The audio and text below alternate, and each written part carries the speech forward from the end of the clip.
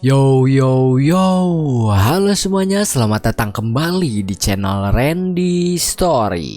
Di sini kita akan melanjutkan kembali perjalanan Jihan di kehidupan keduanya. Sebelumnya dirinya sedang berada di dalam dungeon dan mendapatkan ujian dari bos di dungeon tersebut. Nah, apakah Jihan akan berhasil melewati ujiannya atau tidak? Tanpa banyak basa-basi lagi, kita langsung aja masuk ke dalam ceritanya. Di sini sang kaisar mulai menarik panahnya dan mengarahkannya kepada Jihan tanpa berusaha menahan diri sedikit pun. Jihan juga sudah bersiap dengan serangan kaisar tersebut. Sementara itu, rekan setim Jihan mulai merasa kesulitan bernapas dan mulai terbakar tubuhnya akibat dari aura yang terpancar dari panah sang kaisar. Oleh karena itu, Jihan pun berpikir kalau terus seperti itu, anggota timnya akan mati. Sebenarnya Jihan tidak peduli kalau rekan setimnya mati. Tapi masalahnya jika mereka mati maka senjata mereka juga akan ikut menghilang. Yang dimana senjata tersebut sedang digunakan oleh Jihan. Supaya hal tersebut tidak terjadi, Jihan pun jadi harus segera menyelesaikan ujiannya. Selain itu, akibat panas yang terlalu tinggi, emas yang ada di sana pun sampai meleleh. Dan satu rekan tim Jihan pun mati. Di sini Jihan sudah tahu kalau panas dari panah milik sang kaisar itu bukanlah sesuatu yang bisa dirinya tahan. Jadi Jihan pun berusaha mengincar busur panah kaisar sebelum kaisar melepaskan panahnya. Dahulu kala muncul seorang sage di hadapan seseorang yang kehilangan jalannya. Kemudian sage tersebut menunjukkan arah yang benar kepada seseorang tersebut. Dan arah tersebut hanyalah sebuah jalan yang lurus. Nah, itulah aspek manusia dari Tree Talent dari Nameless di Fine Art yang merupakan sebuah tusukan kilat yang sangat rumit. Setelah itu, Jihan pun mulai mengeluarkan tusukan tersebut ke arah busur sang kaisar dan berhasil mengenainya. Oleh karena itu, busur sang kaisar pun hancur dan membuat sang kaisar gagal melancarkan panahnya. Kemudian, sang kaisar pun bertanya kepada Jihan siapa namanya. Di sini Jihan langsung menjawab kalau namanya itu adalah Jihan. Sang kaisar merasa kagum dengan Jihan karena sudah menunjukkan rasa hormat sejatinya. Selain itu, panah yang dimiliki kaisar pun sekarang jadi milik Jihan dan panah tersebut bernama Phoenix Arrow. Sang kaisar juga berharap di pertemuan mereka selanjutnya, mereka bertemu di medan perang yang jauh lebih terhormat. Jihan juga menantikan saat-saat tersebut karena di Battle.net itu ada banyak medan perang yang akan terjadi. Setelah itu, Jihan pun mencoba sebentar panah tersebut dan Jihan berniat mencabut bulunya untuk dijadikan sebuah tombak. Lalu Jihan pun melihat rekaman dari kejadian sebelumnya. Di rekaman tersebut tidak terlihat sama sekali serangan dari Jihan sampai membuat para penontonnya merasa kebingungan. Ternyata serangan tersebut memang sulit dilihat oleh orang biasa. Karena serangan tersebut menggunakan sword key tipis untuk mengincar titik dengan tepat sasaran. Di sini Jihan merasa kalau pengendalian Nameless di Fine Art-nya semakin membaik dari sebelumnya. Saat pertama kali Jihan menggunakannya, Jihan sampai menggunakan tenaga yang terlalu banyak. Tapi ketika Jihan semakin sering menggunakannya, maka semakin efisien dan presisi penggunaan skill-nya. Jika hal tersebut terus berlanjut, tak lama lagi Jihan akan bisa menggunakan teknik yang lebih tinggi lagi. Setelah itu, notifikasi keberhasilan misi Jihan pun muncul. Kemudian Jihan pun mendatangi rekan setimnya yang tersisa. Di sini rekan setimnya tersebut meminta pengampunan dari Jihan. Tapi Jihan tidak peduli sama sekali dengan nasib rekan setimnya itu sehingga Jihan pun langsung membunuhnya.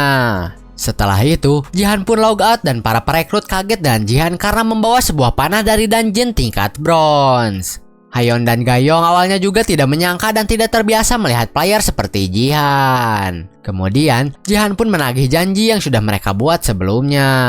Hayon mengerti dengan hal tersebut, tapi Hayon meminta Jihan untuk menurunkan panahnya terlebih dahulu. Karena kekuatannya yang keluar cukup mengerikan. Lalu, Hayon pun membuka status window-nya dan menunjukkannya kepada Jihan.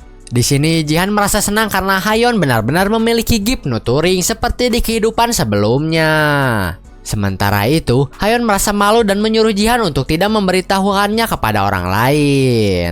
Di sisi lain, Gayong tahu kalau Hayon tidak suka kalau membicarakan giftnya itu. Karena sebelumnya Hayon juga merasa kesal dan iri ketika melihat orang lain mendapatkan gift yang lebih bagus. Sementara dirinya mendapatkan gift nurturing. Setelah itu, Jihan pun masih tersenyum melihat status window Hayon dan membuat Hayon salah sangka di mana Hayon menyangka kalau Jihan sedang menertawai dirinya. Tapi di sini Jihan meluruskan hal tersebut dan berkata kalau dirinya bukan tertawa, tapi dirinya merasa senang saat melihatnya. Oleh karena itu, Jihan pun meminta nomor Hayon. Hayon pun berkata bukannya Jihan sudah diberi kartu namanya, di sana kan ada nomor Hayon. Ternyata Jihan menghilangkan kartu tersebut sehingga dirinya tidak bisa menghubungi Hayon. Dengan begitu, Hayon pun menyimpulkan kalau Jihan benar-benar tidak tertarik kepada dirinya, jadi menghilangkan kartu tersebut. Lalu Hayon pun mau tidak mau memberikan nomornya meskipun merasa seperti dipermainkan. Tapi di sini nama kontak Hayon dirinya beri tanda love untuk membuat Jihan kaget. Tapi hal tersebut tidak membuat Jihan kaget dan malah membuatnya tersenyum. Oleh karena itu, Hayon pun jadi semakin kesal kepada Jihan karena Jihan benar-benar menyebalkan. Di sisi lain, saya dan teman-temannya sedang menonton siaran live Jihan di dungeon tadi. Jihan sangat disanjung-sanjung oleh teman saya atas kehebatannya. Tapi Hisu merasa kesal dengan hal tersebut. Setelah itu, Hisu pun berkata kalau tidak lama lagi saya akan berusia 18 tahun dan akan mendapatkan gift-nya. Teman saya yang lainnya mengira kalau saya akan mendapatkan setidaknya gift rank S. Karena Sword King memiliki rank SSS dan ibunya juga sama memiliki rank SSS. Apalagi saat ini Jihan selalu memecahkan rekor di setiap game dan mengira ranknya juga setidaknya S. Kemudian, saya pun berkata kalau gift itu kan tidak ada hubungannya dengan DNA. Di sini teman-teman saya masih bersikeras kalau saya akan mendapatkan gift yang bagus sampai-sampai Hisu pun mendukung saya meskipun sebenarnya tidak. Lalu kita dialihkan ke Jepang. Di sana Sword King sedang berlatih di aula latihan. Sword King saat ini sudah menjadi lebih kuat, bahkan seluruh kemampuan yang dimilikinya pun lebih tinggi dari sebelumnya. Jadi Jepang sangat menantikan performa Sword King di turnamen melawan Korea yang akan diadakan 2 hari lagi. Setelah itu, kita dipindahkan ke tempat Hayon berada. Di sini Hayon sedang berbincang dengan ayahnya di telepon. Ayahnya itu selalu menyuruh Hayon untuk menikah padahal Hayon belum berniat untuk menikah. Hayon sampai benar-benar kesal karena disuruh menikah terus, bahkan sampai dijodohkan segala. Lalu Gayong pun datang dan bertanya apakah Hayon baik-baik saja. Hayon pun menjawab Gayong sambil marah-marah kalau dirinya saat ini sedang kesal. Sebelumnya Hayon mengira kalau dirinya dapat panggilan dari Takeda, tapi ternyata dirinya malah dapat panggilan untuk melakukan kencan buta dengan seorang om-om botak. Kemudian Gayong pun berkata kepada Hayon sebaiknya dirinya beristirahat saja di rumah. Hayon menjawab kalau dirinya lebih nyaman di sana karena bisa melihat pemandangan kota di malam hari. Setelah itu Hayon meminta maaf kepada Gayong karena jadi pengawal Hayon, Gayong jadi tidak punya waktu luang. Padahal dengan gift rank S yang dimilikinya, seharusnya Gayong bisa lebih bebas. Gayong pun menjawab kalau menjadi pengawal Hayon itu sudah menjadi tugasnya, jadi Hayon tidak perlu khawatir. Kemudian mereka pun membicarakan tentang pertandingan Jepang melawan Korea yang dimana semua orang bertaruh Jepang akan menang 3-0 melawan Korea. Lalu tiba-tiba Hayon pun mendapatkan pesan dari Jihan dan pesan tersebut membuat Hayon terkejut. Setelah itu kita dipindahkan ke tempat Jihan dan Diego yang sedang makan bersama. Di sini mereka sedang makan daging sapi Korea yang baru pertama kali Diego makan. Selain itu, mereka juga ditemani soju dan bir untuk minumannya. Setelah selesai makan dan Diego sudah cukup mabuk, Diego pun langsung curhat kepada Jihan di mana karirnya telah hancur semenjak Battle.net muncul. Dulu Diego itu bintang sepak bola. Namun saat ini dirinya bingung harus menjalani hidup bagaimana karena istri dan anaknya pun sampai meninggalkannya. Memang benar Diego itu awalnya adalah bintang sepak bola yang mampu mendapatkan segala yang dirinya inginkan. Tapi semua itu sudah tidak bisa lagi karena orang-orang mulai tidak tertarik pada olahraga. Oleh karena itu juga Diego kehilangan penggemarnya dan semua orang melupakan sepak bola. Kemudian Diego pun langsung masuk ke intinya dan bertanya apakah Jihan menyuruhnya berganti kelas menjadi mage. Jihan pun menjawab kalau hal tersebut benar. Karena gift yang dimiliki Diego itu kan dapat memberikan peningkatan pada seluruh perlengkapan yang menyerupai bola. Diego pun berkata kalau dirinya tidak punya kemampuan untuk menjadi mage. Bahkan stat mana yang dimilikinya pun sangat buruk. Di sini Jihan berkata kalau Diego tidak perlu khawatir dan langsung menawarkan sebuah item yang merupakan orb berbentuk bola. Item tersebut bernama Arachne Orb. Orb tersebut adalah sebuah magical item yang digunakan Arachne suku spider. Orb tersebut terbungkus jaring laba-laba dan membuat orbnya jadi sangat elastis. Selain itu, karena monster laba-laba hanya memiliki kaki, maka orb ini jadi dianggap sebagai sebuah bola. Makanya item tersebut sangat cocok dengan Diego. Setelah itu, Jihan pun bertanya apakah Diego tertarik dengan item tersebut. Item ini dapat mengeluarkan potensi sesungguhnya dari Diego. Karena di masa lalu Diego itu adalah mage terkuat yang pernah ada berkat item tersebut. Mendengar pertanyaan Jihan barusan, Diego pun bertanya berapa harganya. Jihan menjawab kalau harganya kurang lebih di 500.000 gold point atau sekitar 50 juta.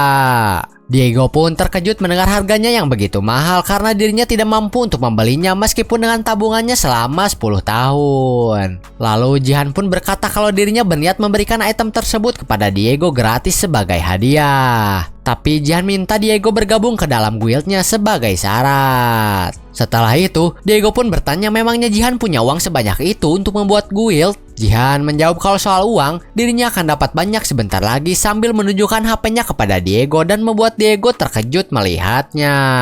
Selain itu, Diego juga berkata apakah Jihan sudah gila? Kemudian kita dialihkan kembali ke tempat Hayon. Di sini Hayon sedang melihat ponselnya yang dimana yang dirinya lihat itu adalah prediksi skor pertandingan antara Jepang dan Korea yang diberikan oleh Jihan. Hayon tidak percaya kalau Korea akan mendapatkan 1 poin karena tidak masuk akal ketika lawannya itu adalah Sword King. Setelah itu kita langsung masuk ke dalam Battle Net di mana Jepang akan berhadapan dengan Korea. Di sini Sword King langsung menyapa rekan timnya dulu sebagai permulaan. Setelah itu, kita kembali lagi ke tempat Jihan berada. Ternyata yang Jihan tunjukkan kepada Diego itu adalah dirinya sedang bertaruh ke pertandingan Korea melawan Jepang, di mana Jihan bertaruh Jepang akan menang 3-1 melawan Korea.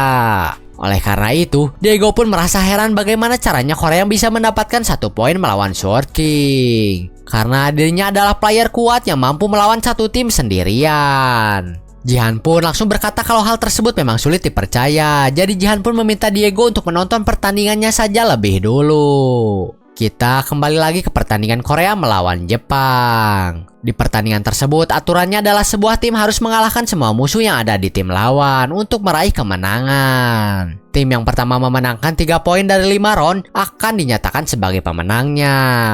Lalu Sword King pun berkata kepada rekan timnya untuk mengikutinya dari belakang. Kemudian rekan timnya pun berkata kalau mereka tidak akan mengikutinya karena Sword King sudah mengambil posisi temannya di tim Jepang. Saat ini di tim Jepang benar-benar sedang terjadi perselisihan. Sampai-sampai Sword King diserang oleh tim Korea pun dirinya tidak mau menghindar dan menerima serangan tersebut secara langsung. Akibat serangan tersebut tim Jepang pun langsung waspada. Setelah itu, Sword King pun kembali lagi ke pertempuran, tapi di sini dirinya langsung bunuh diri karena rekan timnya tidak mau mengikutinya. Penonton yang melihatnya pun langsung kaget karena tidak menyangka Sword King akan bunuh diri seperti itu. Bahkan Diego juga ikut terkejut melihatnya. Kemudian Diego bertanya kepada Jihan kenapa dirinya bisa tahu hal tersebut akan terjadi. Di sini Jihan tidak bisa memberitahukan hal tersebut kepada Diego dan menyuruhnya menonton pertandingannya dulu sampai selesai. Dengan tidak adanya Sword King, tim Jepang langsung mengalami kekalahan dari tim Korea di pertandingan pertama. MVP dari tim Korea pun jatuh kepada Lee Jin-wook yang membunuh Sword King karena dirinya lah yang menyerang Sword King sebelum bunuh diri. Setelah itu, perselisihan antara Sword King dan tim Jepang pun masih terus terjadi. Tim Jepang sangat tidak suka dengan tindakan dari Sword King, tapi Sword King langsung berkata kalau mereka ingin menang, maka ikutilah dirinya. Tapi kalau ingin kalah, maka jangan ikuti dirinya karena dirinya akan bunuh diri terus. Oleh karena itu, tim Jepang pun tidak punya pilihan lain selain mengikuti Sword King. Dengan begitu, di pertandingan selanjutnya Sword King pun mulai mengeluarkan kemampuannya di hadapan tim Korea. Dengan satu serangan Sword King saja, beberapa player dari tim Korea langsung terbunuh begitu saja. Sword King benar-benar membantai tim Korea tanpa ampun sampai-sampai para penonton ada yang merasa ngeri. Tapi banyak juga penonton yang suka dengan Sword King dan menyerukan namanya. Hanya dengan 2 kali serang, tim Korea pun berhasil dikalahkan oleh Sword King seorang diri saja. Dengan begitu, skor sementara jadi 1-1. Di round ketiga, Sword King juga masih melakukan pembantaian dan berakhir dengan kemenangan di tim Jepang dengan skor sementara 2-1. Lalu lanjut ke round keempat. Di sini tim Korea benar-benar tidak menunjukkan perlawanan dan kalah begitu saja. Bahkan semua serangan dari tim Korea tidak berefek banyak pada Sword King. Karena meskipun Sword King terkena serangan dari tim Korea, Sword King masih punya skill rahasia yang dimana skillnya itu adalah Sword King bisa mengendalikan pedangnya tanpa memegangnya. Dengan kemampuan Sword King yang begitu kuat, lagi-lagi Korea tidak bisa menang dari tim Jepang karena ketika ada player yang mengganggu Sword King, rekan tim Sword King akan menggagalkan serangan tersebut. Kemudian, Sword King pun menggunakan teknik bernama Swordfly dan berkata kalau tim Korea benar-benar mengecewakan. Lalu tim Korea pun mengeluarkan teknik rahasianya. Tapi bagi Sword King, itu adalah timing yang bagus untuk menggunakan skill barunya. Oleh karena itu, Sword King pun langsung mengeluarkan skill barunya dan berhasil membunuh semua tim Korea. Game pun berakhir dan Jepang pun menang 3-1 melawan Korea berkat Sword King. Setelah itu, Diego pun terkejut kembali kenapa Jihan bisa memprediksi semuanya dengan sangat tepat. Jihan pun menyuruh Diego menganggap hal tersebut sebuah kebetulan saja yang dirinya lihat di dalam mimpi. Tapi di sini Diego benar-benar tidak percaya dengan yang telah terjadi sehingga Diego pun bertanya berapa banyak yang Jihan menangkan. Jihan tidak menyebutkan nominalnya tapi dirinya berkata kalau yang dirinya dapatkan itu lumayan. Yang jadi pusat perhatian Jihan sekarang itu bukanlah uang yang dirinya dapatkan, tapi lebih ke serangan Sword King di akhir tadi yang dimana itu adalah tanda kalau Sword King sudah jauh lebih kuat dari sebelumnya. Oleh karena itu, Jihan pun berpikir sepertinya dirinya tidak akan bisa mengalahkan Sword King untuk saat ini. Bahkan Nameless Defense Art saja sepertinya tidak akan cukup untuk melawan Sword King karena Sword King memiliki gift rank SSS. Tapi saat ini, itu bukanlah hal yang penting bagi Jihan karena Jihan pastinya akan lebih kuat lagi ke depannya. Dan Jihan akan lebih siap ketika nantinya dirinya bertemu Sword King. Setelah itu, kita dialihkan ke tempat Hayon berada. Hayon tidak menyangka dirinya akan benar-benar memenangkan taruhan Korea melawan Jepang. Di sini dirinya berhasil mendapatkan 185 juta dan hal tersebut membuat Hayon benar-benar bahagia. Berkat Jihan, Hayon mendapatkan 185 juta, tapi sayangnya Hayon kehilangan 20 juta dari penghasilan bersihnya. Karena setelah dirinya mengikuti saran Jihan, Hayon masih ragu sehingga dirinya pun bertaruh lagi Jepang menang 3-0 dari Korea dengan taruhan 200 juta. Jadi sebenarnya Hayon saat ini sedang mengalami kerugian yang lumayan. Lalu kita dialihkan kembali ke tempat Jihan berada. Jihan pun langsung bertanya kepada Diego apakah dirinya mau membuat kontrak dengan Jihan. Di sini Diego merasa heran kenapa Jihan ingin membuat kontrak dengan dirinya. Apakah Diego seberharga itu bagi Jihan? Jihan pun berkata kalau dirinya sudah memperkirakan hasil pertandingan tadi dengan tepat. Jadi Jihan juga yakin dengan keputusannya saat ini. Jihan juga berkata kalau Diego itu akan menjadi mage terkuat di dunia, jadi kontrak yang dirinya berikan itu hanyalah sebuah investasi saja. Jadi Jihan minta Diego bergabung dengan dirinya. Diego pun langsung merasakan perasaan yang telah lama dirinya tidak rasakan. Diego rasa setelah Battle.net muncul, dirinya tidak akan pernah mendapatkan perasaan tersebut lagi. Tapi saat ini Jihan menunjukkan harapan baru bagi Diego sehingga tidak ada alasan untuk menolak tawaran dari Jihan tersebut. Setelah itu, mereka pun berjabat tangan karena Diego sudah bersedia bergabung dengan Jihan dan Diego juga tidak akan melupakan kebaikan Jihan. Kemudian kita langsung dialihkan ke dalam Battle.net. Di sana ada Gayong yang sedang membantai player lain dan tidak ada yang bisa menghentikannya. Sehingga dirinya pun berhasil meraih peringkat pertama. Di sini Gayong berhasil mendapatkan 5 kill, tapi dirinya tidak boleh berpuas diri cuma dengan hal tersebut. Karena dirinya harus jadi lebih kuat supaya bisa dibandingkan dengan Sword King dan Jihan. Dulu setelah Gayong masuk ke Twin Star, dirinya malah bermalas-malasan. Tapi sekarang hal tersebut sudah tidak bisa dilakukan lagi karena dirinya masih ketinggalan jauh dari mereka. Setelah itu, kita dialihkan ke tempat saya berada. Di sini dirinya sedang diantar pulang oleh Hisu. Selain itu, saya juga baru saja mendapatkan berita tentang Sword King yang berhasil mengalahkan tim Korea dan hal tersebut membuat saya jadi murung. Di sini Hisu membantu saya dengan menyemangatinya, lalu tiba-tiba mobilnya pun berhenti mendadak. Ternyata di depan mereka ada orang-orang yang menghalangi jalan. Sementara itu, Jihan sedang berlari dan loncat-loncat di atas gedung untuk ke sebuah tempat. Ternyata Jihan itu pergi ke sebuah gedung yang tinggi untuk melihat sunset dan bersantai sejenak. Dulu di Amerika juga Jihan itu sering pergi ke tempat yang tinggi untuk melamun. Saat ini Jihan sudah paham Sword King itu orang yang seperti apa setelah melihat pertandingannya. Meskipun Jihan belum pernah melawannya. Saat setengah bumi sudah musnah dan para top ranker mulai berkumpul, Sword King itu adalah player yang selalu menduduki posisi pertama di kelas warrior. Tapi waktu itu Sword King tiba-tiba menghilang dan Jihan juga tidak tahu alasannya apa. Sword King saat ini sudah sekuat Jihan di kehidupan sebelumnya. Jadi Jihan tidak bisa bersantai cuma karena tingkat pertumbuhannya cepat. Oleh karena itu, Jihan harus jadi lebih kuat dibandingkan dirinya di masa lalu dan menguasai Nameless di Fine Art lebih awal. Setelah itu, Jihan pun pergi. Lalu kita dipindahkan kembali ke tempat saya. Ternyata orang-orang yang menghalangi jalan itu adalah para wartawan yang ingin bertanya pendapat saya tentang pertandingan Sword King sebelumnya.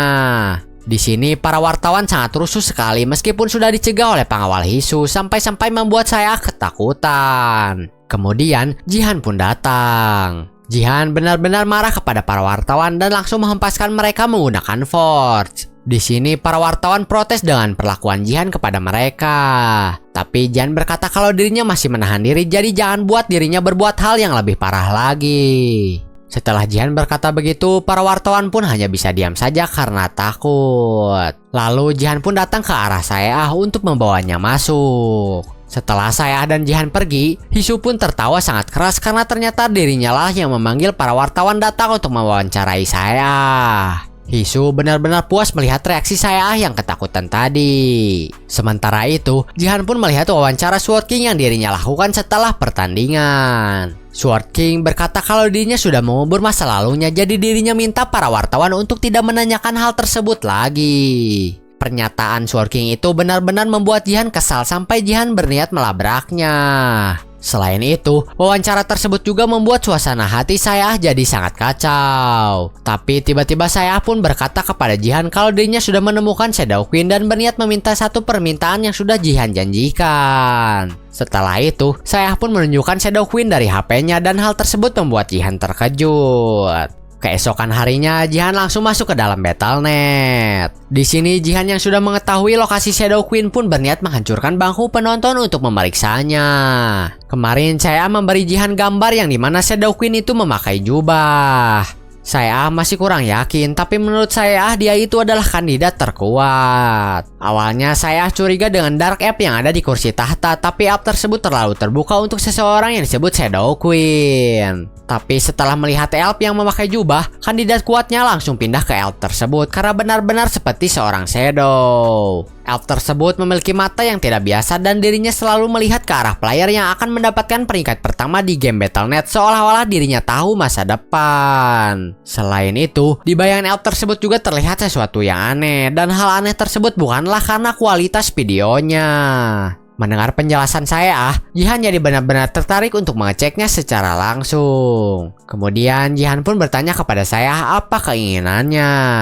Saya bisa meminta apapun itu dari Jihan. Kita kembali lagi ke dalam Battle.net. Saat ini Jihan sudah membantai player dan monster yang ada dan mendapatkan 10 kill yang membuat dirinya aman di peringkat pertama. Lalu Jihan pun langsung berniat menghancurkan perisai yang ada di Colosseum supaya dirinya bisa mengecek si Shadow Queen menggunakan Wanderer Eyes. Dengan senjata Jihan saat ini, menghancurkan perisai adalah hal yang mungkin. Kemudian Jihan pun langsung menyerang perisainya di satu titik terus-menerus sampai akhirnya perisainya pun berlubang. Di sini Jihan harus cepat-cepat mengecek Shadow Queen sebelum perisainya pulih kembali. Ketika Jihan menggunakan Wanderer Eyes, dirinya pun langsung berpindah ke tempat yang sunyi dan hanya ada sebuah bayangan yang menyeramkan di belakangnya. Setelah itu, kita langsung dialihkan ke esokan harinya.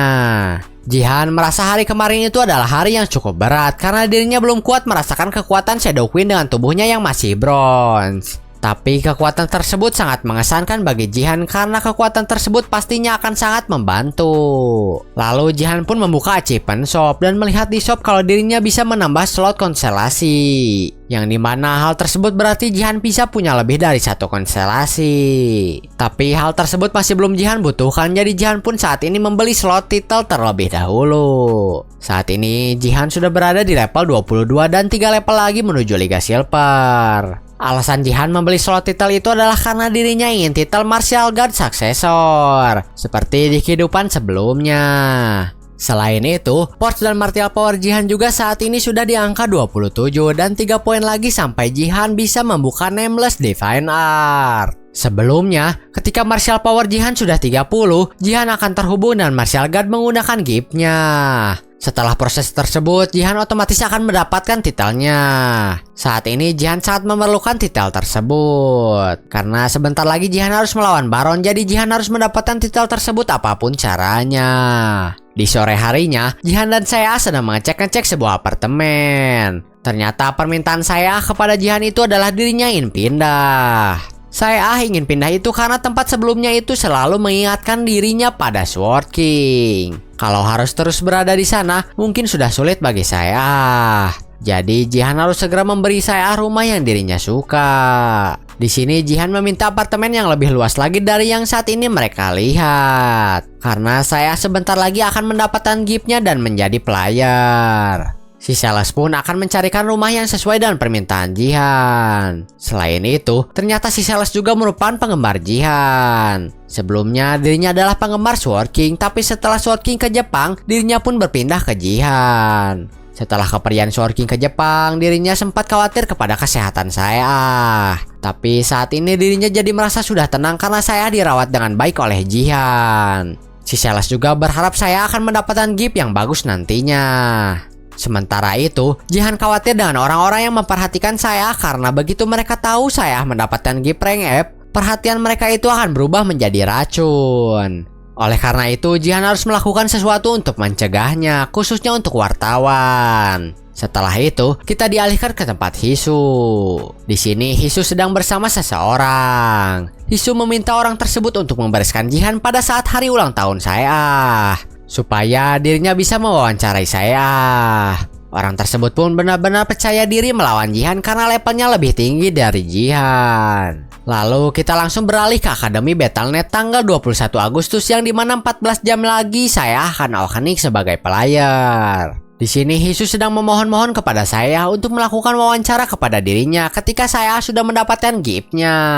Di sini saya menolak Hisu berkali-kali dan Hisu masih saja keras kepala. Karena Hisu keras kepala, saya pun pergi ke toilet untuk menenangkan diri. Hal tersebut pun membuat Hisu kesal karena saya tidak mau nurut. Sementara itu, saya di kamar mandi sedang gelisah karena takut giftnya itu jelek. Apalagi dirinya sudah mendengar Hisu yang berusaha memanfaatkannya.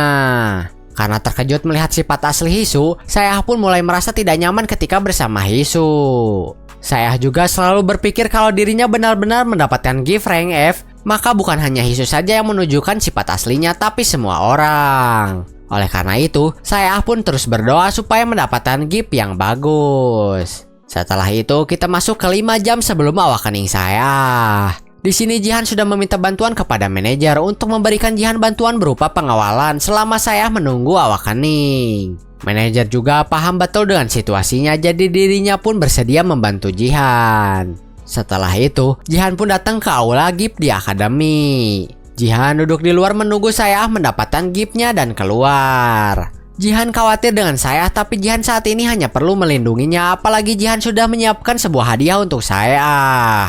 Lalu kita masuk ke 5 menit sebelum awakening saya.